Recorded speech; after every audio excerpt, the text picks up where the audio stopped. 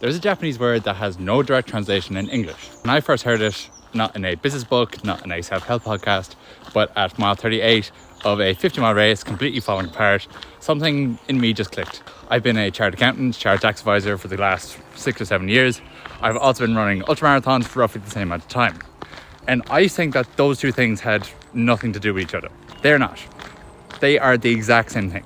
And once you see it, you can't unsee it. But the obvious answer here is that running makes you more disciplined, or that discipline at work makes you a better runner.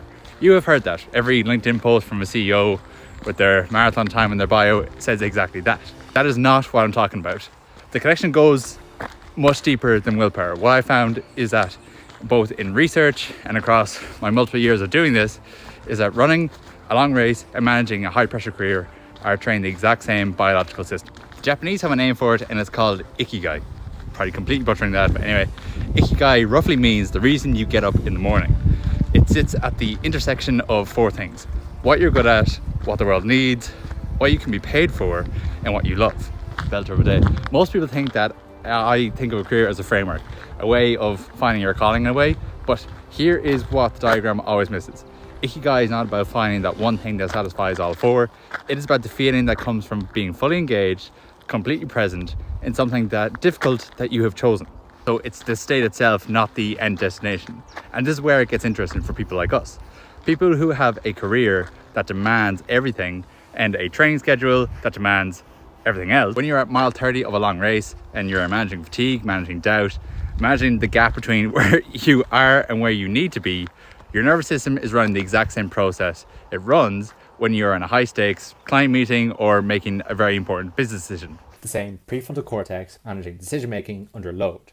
The same vagal tone that determines whether you panic or you stay composed.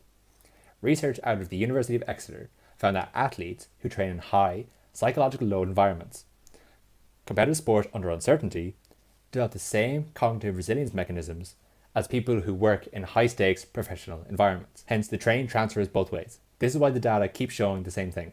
80% of triathlon participants work in white-collar roles. 2/3 of trail runners earn over $100,000 per year.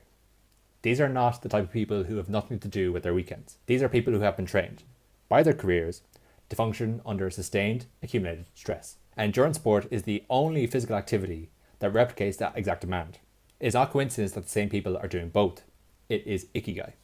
The reason you're drawn to something that is hard, that requires all of you, that gives you no room to be somewhere else mentally, is because that is what you're already built for. Here is the first proof point.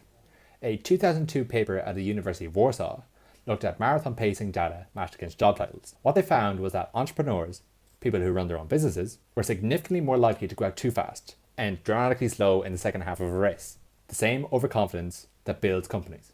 Second, a study in Frontiers in Physiology found that recreational athletes with high demand professional jobs showed significantly better autonomic recovery after exercise than sedentary professionals with the same stress levels at work. The body had learned through physical training to process and recover from the same cortisol spikes it was experiencing at work.